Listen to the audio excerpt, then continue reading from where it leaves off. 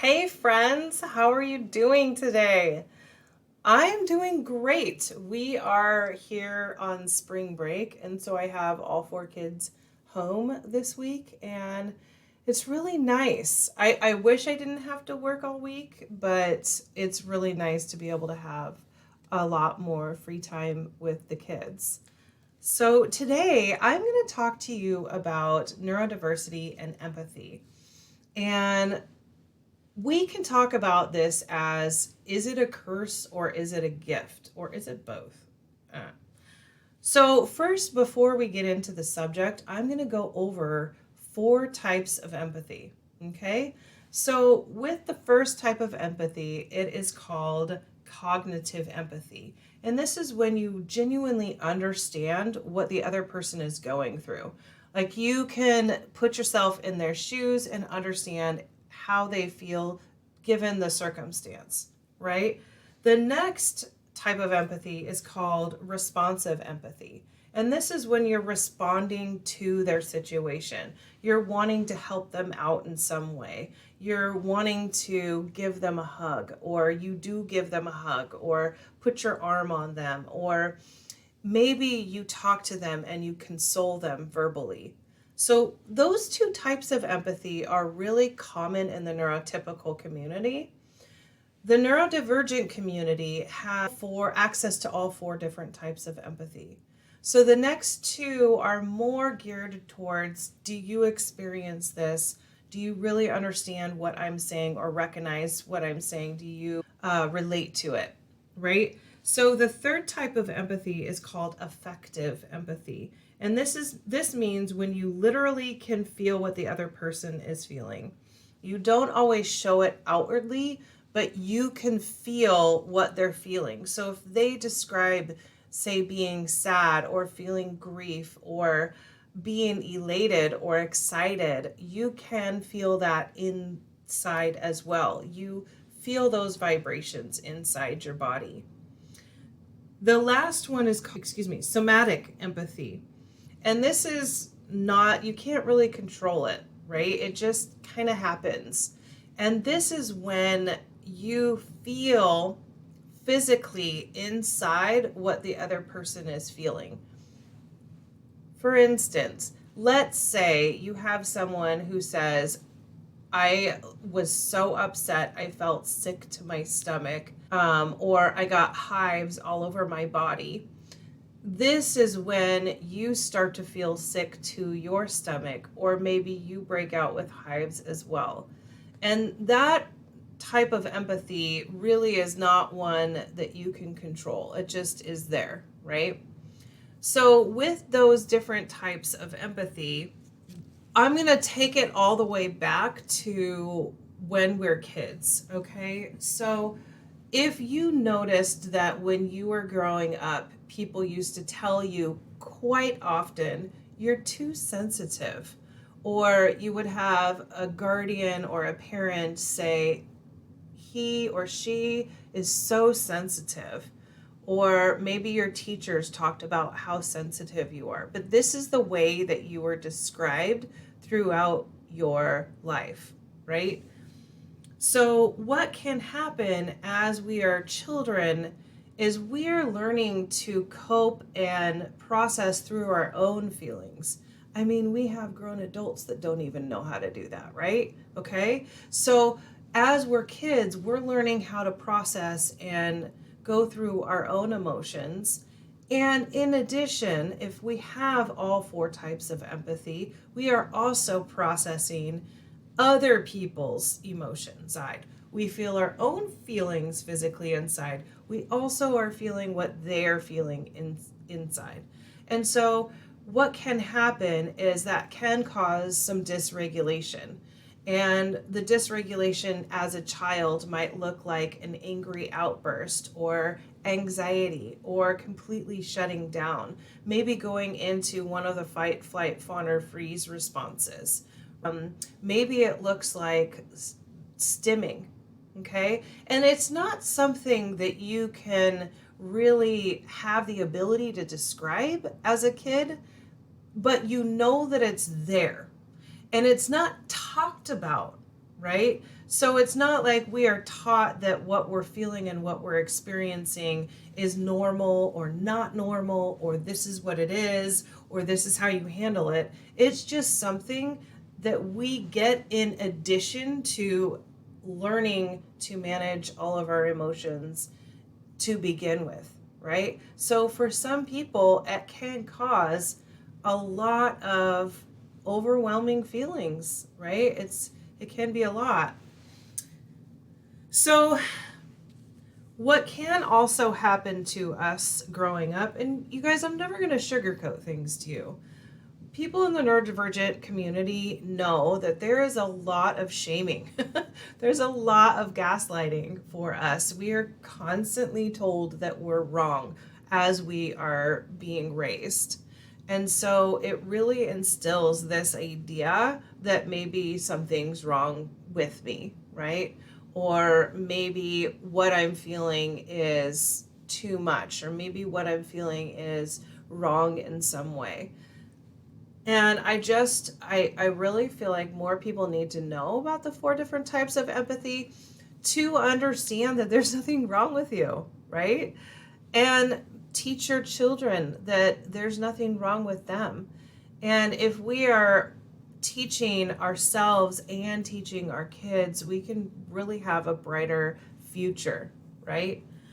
So what can happen when you have all 4 types of empathy? Not always, but what can happen is you can attract people to you that maybe don't have your best interests, right? Maybe they think about themselves more often than they would think about your experience. And so what you end up doing as a neurodivergent empath is you are putting yourself in other people's shoes. You're thinking about their experience in their circumstances, and you're thinking about how they feel in their body because you're feeling it in your body. And so as we navigate through life, we might have individuals that are all about what they're going through, what they're experiencing, constantly helping them. And what can happen is these type of people can kind of poke and prod and see if they can cross your boundaries. Now, they may or may not be intentionally thinking about doing that. What they are thinking about is their own needs. And there are people out there that genuinely do want to or try to manipulate to get their way. And because we're feeling so deeply, we can sometimes allow people to cross our boundaries. And what's happening, if you break it down, is we're in this act of people pleasing, and we're in this act of, I want them to feel better, so I'm going to go ahead and do this. And it comes at our expense. It comes at an expense to us. But then, in addition, what also, if you go like a little bit deeper, what also is happening is because we're feeling what they're feeling, because we're feeling so deeply inside, and we never really learned how to process through all of our feeling. So we want our pain to also stop. We want our suffering to also stop. But what we end up doing when we allow somebody to cross our boundaries is we're teaching them that that's okay to do. And that's not the greatest thing for us.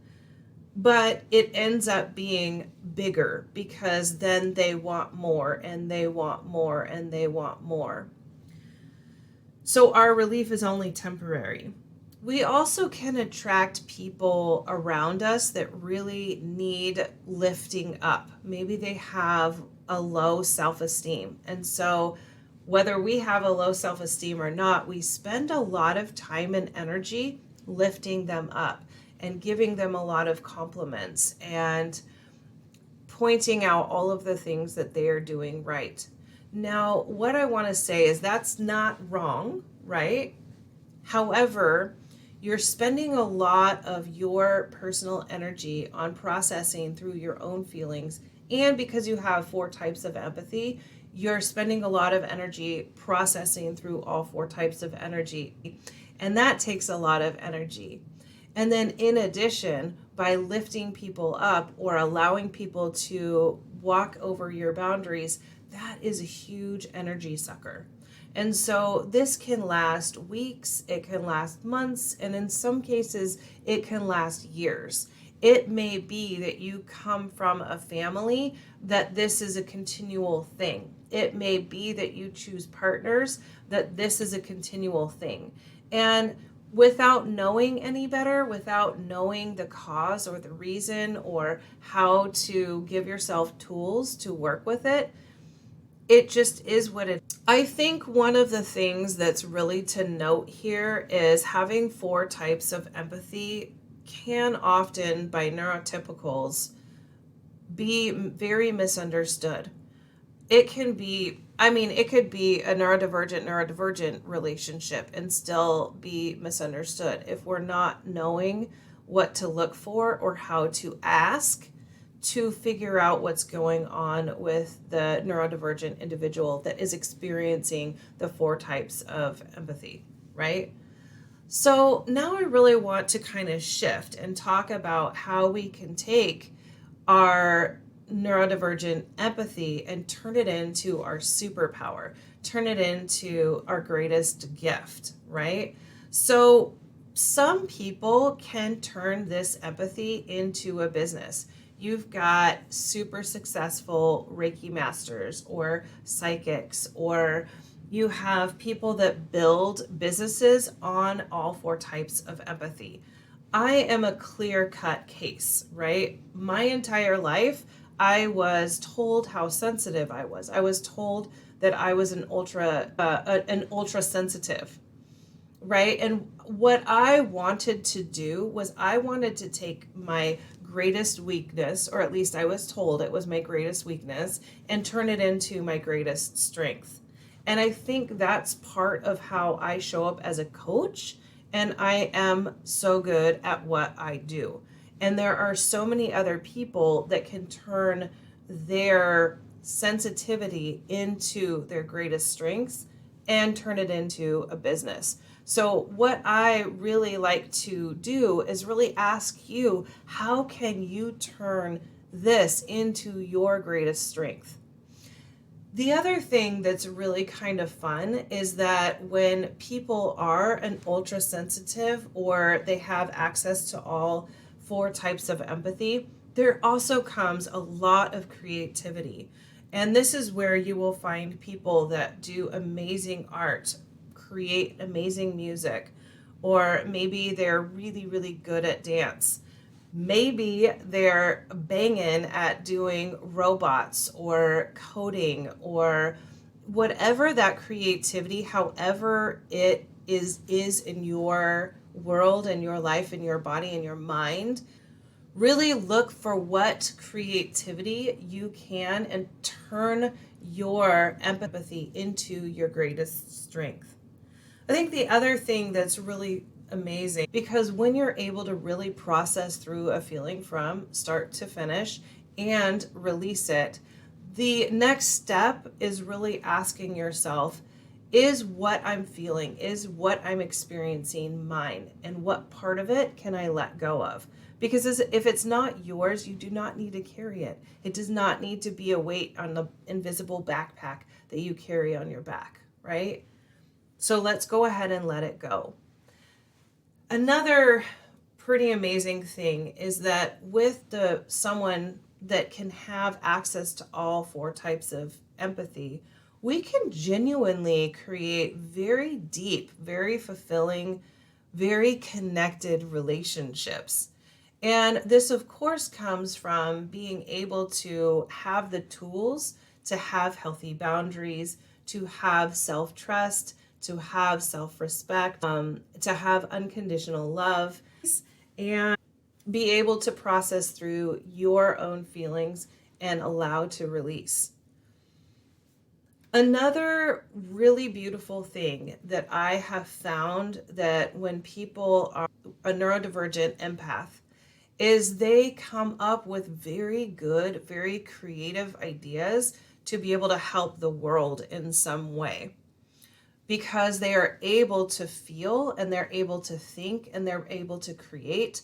And so these are the ones that are out there that are really innovative. These are the ones that are out there that are thinking, yes, I want to turn this into a business and I want to give back, right? And I want to help other people, which is pretty amazing. And I love to see more of that, especially this is my kind of hyperfixation if you are going to help the earth in some way, because my little drop here is I feel like we need more people paying attention to the earth.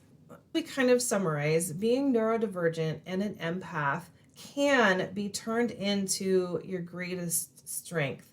It can be utilized to have a very loving and fulfilling life, to be able to understand yourself on a deeper level. And I think that that is a pretty powerful thing because it helps you accept yourself and accept your neurodiversity.